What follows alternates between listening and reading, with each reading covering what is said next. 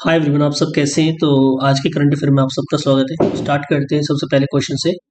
The national highway authority of India NHAI created Guinness World record on which highway project. किस highway project पे जो है NHAI ने जो है गिनीज वर्ल्ड रिकॉर्ड बनाया है। तो आपसे पूछा है, तो इसका जो राइट आंसर होगा, हम देखते हैं क्या होता है। Delhi Mumbai expressway, Amritsar Jamnagar economic corridor, Bengaluru Kadapa Vijayawada economic corridor and Chennai Salem greenfield highway. तो इसका जो राइट आंसर ऑप्शन सी होगा, बेंगलुरु कडप्पा विजयवाड़ा इकोनॉमिक कॉरिडोर। यहाँ पे जो है ना, चाहिए इस प्रोजेक्ट पे जो है गिनीज वर्ल्ड रिकॉर्ड प्राप्त किया है। ठीक है, आगे चलते हैं नेक्स्ट क्वेश्चन पे।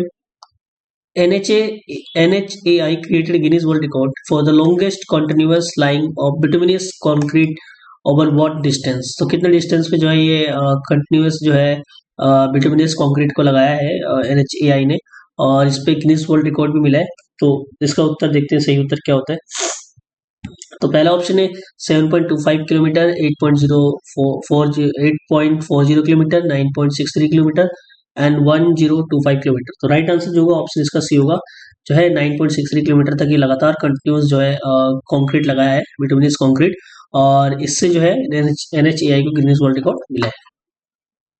नेक्स्ट है Guinness World Record related to the bituminous concrete laying were achieve with in the duration of. तो ये जो गिनीज वर्ल्ड रिकॉर्ड प्राप्त किया है, लगातार जो ये कंक्रीट बिछाया है, रोड बनाया है, जो ये कितने ड्यूरेशन तक लगातार ये काम किया था, जिससे कि ये अचीव किया है सक्सेस को। तो 12 आवर, 18 आवर, 24 आवर, 36 आवर। तो राइट आंसर जो होगा ऑप्शन सी होगा, 24 आवर। ठीक है, नेक्स्ट आगे चलते हैं। Which the organisation jointly hosting regional AI impact conference in Lucknow. तो जो है एक मतलब जॉइंटली जो है ऑर्गेनाइज किया जा रहा है regional AI impact conference in Lucknow के अंदर। और ये कौन सा ऑर्गेनाइजेशन है जो जॉइंटली लॉन्च कर रहा है इसको। तो ऑप्शन है आपका नेक्स्ट जो है नीति आयोग।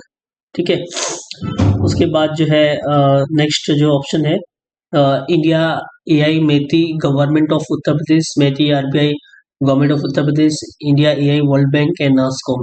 ठीक है, तो राइट आंसर जो होगा ऑप्शन इसका बी होगा, इंडिया AI एंड मैथी गवर्नमेंट ऑफ उत्तर प्रदेश। ये सभी ये मिलकर जो है जॉइंट प्रोडक्ट जो है रीजनल जॉइंट जो है ऑर्गेनाइजेशन जो है जॉइंटली होस्ट कर रहे हैं इसको, regional AI impact conference in Lucknow के अंदर। ठीक है, नेक्स्ट है आगे चलते क्वेश्चन पे। इसमें पूछा है कि जो है national youth day is observe every years on. तो कब जो है नेशनल यूथ डे ऑब्जर्व किया जाता है हर साल, जनवरी 11, जनवरी 12, जनवरी 13, जनवरी 15। तो राइट आंसर जो होगा ऑप्शन इसका बी होगा, जनवरी 12। तो जनवरी 12 को जो है हर साल जो है नेशनल यूथ डे बनाया जाता है। National youth day marks birth anniversary of. तो ये बर्थ एनिवर्सरी किसके बर्थ एनिवर्सरी पे जो है ये नेशनल यूथ डे बनाया जाता है। महात्मा गांधी, स्वामी दयानंद सरस्वती, स्वामी विवेकानंद, रविंद्रनाथ टैगोर। राइट आंसर जो होगा ऑप्शन सी होगा, यानी स्वामी विवेकानंद के बर्थ एनिवर्सरी पे उसको बनाया जाता है। इंडिया विजन ऑफ विकसित भारत 2047 प्राइमरली रेफर। तो ये क्या रेफर करता है, इंडिया की जो है 2047 जो है मतलब 2047 का जो है विकसित भारत का जो विजन है, तो वो क्या करता है, achieving universal literacy by 2047 in 2047, becoming a developed nation by 2047, completing 100 years of India independence and digital governance reform। तो राइट आंसर क्या होगा, बिकमिंग करना है डेवलप्ड नेशन बाय 2047, 2047 तक जो है इंडिया को।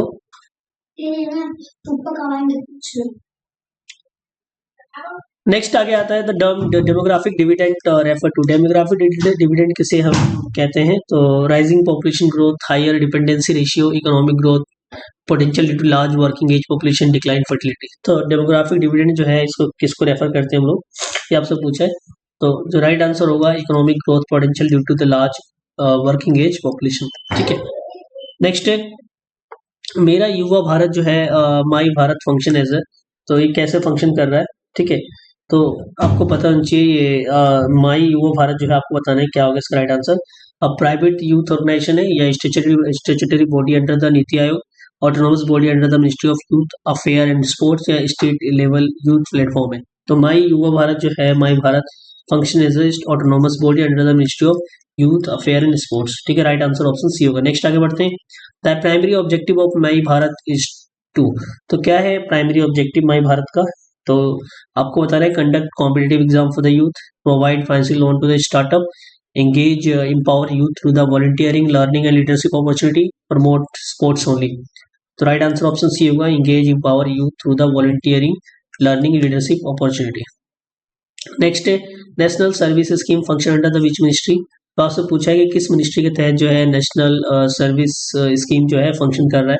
ठीक है, तो इसका राइट आंसर हमें बताना है। तो इसको देखते हैं, इसमें ऑप्शन क्या है। पहला है मिनिस्ट्री ऑफ एजुकेशन, दूसरा है मिनिस्ट्री ऑफ सोशल जस्टिस, ठीक है, फिर है ministry of youth and sports affair, ठीक है, ministry of home affair. Right answer option C होगा, यानी ministry of youth affair and sports. इसके अंडर जो है ये एनएसएस वर्क करता है। ठीक है, नेक्स्ट है the primary objective of the national service scheme. तो नेशनल सर्विस स्कीम का प्राइमरी ऑब्जेक्टिव क्या है? To provide employment to the youth, promote sport excellence, develop personality of youth through the community service, या train youth for the defence service. Right answer option इसका C होगा, defence personality of develop personality of youth through the community service. Community service के तहत जो है develop करना है personality of youth को। नेक्स्ट है in which year was the national service scheme was launch.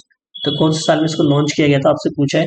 Right answer option इसका देखते हैं क्या होता है, 1952, 1962, 1969, 1975। तो राइट आंसर 1960 जो है 9 को जो इसको किया गया था जो है लॉन्च। ठीक है, आई होप ये आपको समझ में आ रहा होगा। नेक्स्ट आगे बढ़ते हैं। National youth festival under the NSS are celebrated annually during the. तो कब जो है नेशनल यूथ फेस्टिवल जो है हर साल सेलिब्रेट किया जाता है एनुअली, और ये कब से कब तक पूछा आपसे। तो पहला है 1 से 5 जनवरी, 10 से 12 जनवरी, 12 से 16 जनवरी, या 20 से 24 जनवरी के बीच में। तो राइट आंसर ऑप्शन सी होगा, यानी 12 से 16 जनवरी के बीच में जो इसको सेलिब्रेट किया जाता है। ठीक है, नेक्स्ट आगे बढ़ते। PM Setu stand for. तो पीएम सेतु का फुल फॉर्म क्या पूछा है, इसमें बताया आपको बताना है कौन सा इसमें से होगा पीएम सेतु का।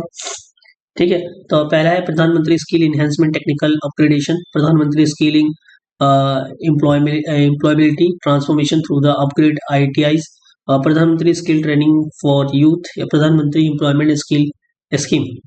तो राइट आंसर जो इसका होगा ऑप्शन इसका बी होगा, प्रधानमंत्री skilling employability transformation through the upgraded ITIs. ठीक है, नेक्स्ट आगे चलते हैं। पीएम सेतु जो है लॉन्च कब किया गया था, आपसे पूछा है।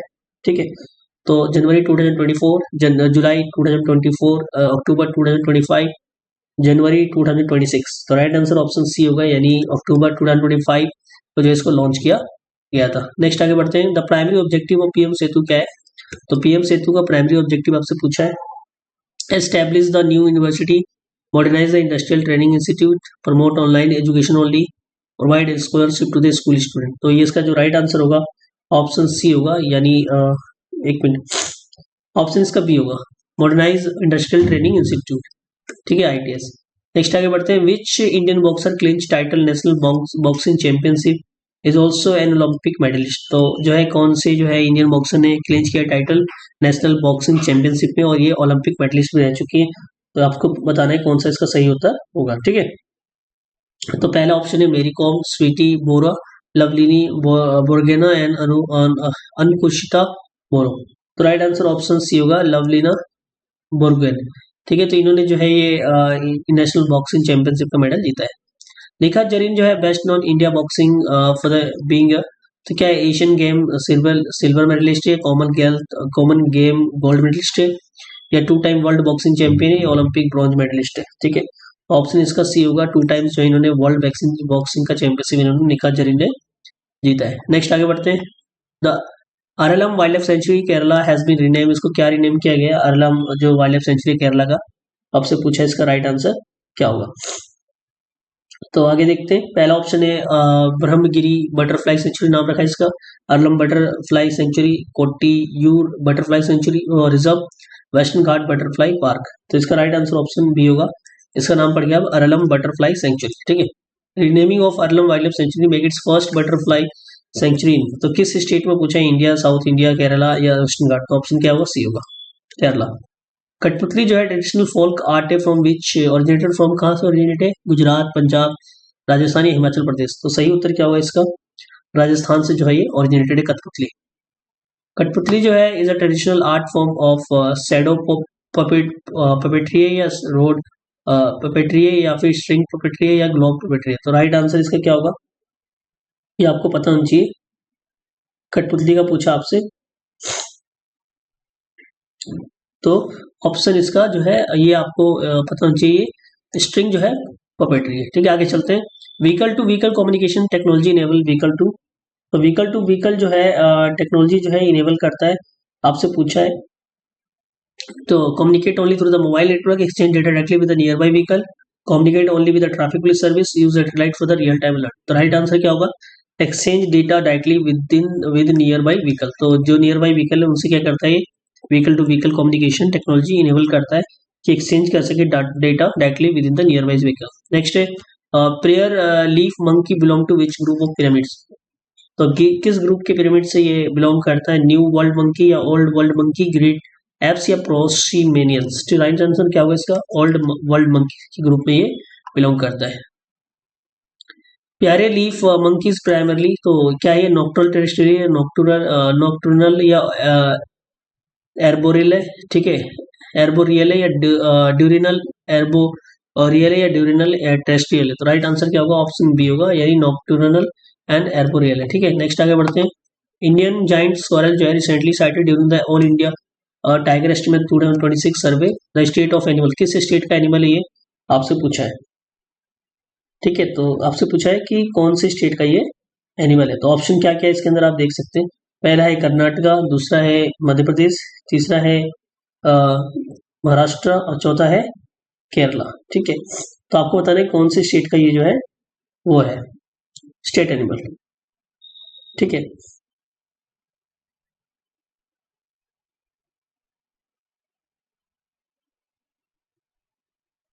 तो इसका जो राइट आंसर होगा ऑप्शन सी महाराष्ट्र होगा। नेक्स्ट आगे बढ़ते हैं। India giant squirrel is locally known as, इसको क्या बोलते हैं? बोनेट में क्या हो, मालाबार जाइंट स्क्वायरल, सिक्योरू या चोसिंगा। ठीक है, तो राइट आंसर क्या होगा इसका?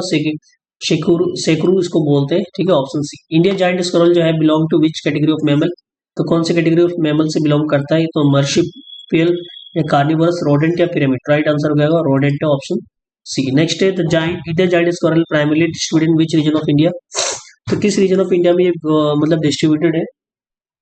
तो ऑप्शन है Himalaya belt only, western Ghat, eastern Ghat, Satpura range, Indo जैन गेंगेटिक प्लेन, थार डेजर्ट। तो ऑप्शन जो इसका बी करेक्ट होगा, यानी western Ghat, eastern Ghat, Satpura range. Option इसका बी करेक्ट होगा। इसी के साथ हमारा समाप्त होता है। Thank you so much.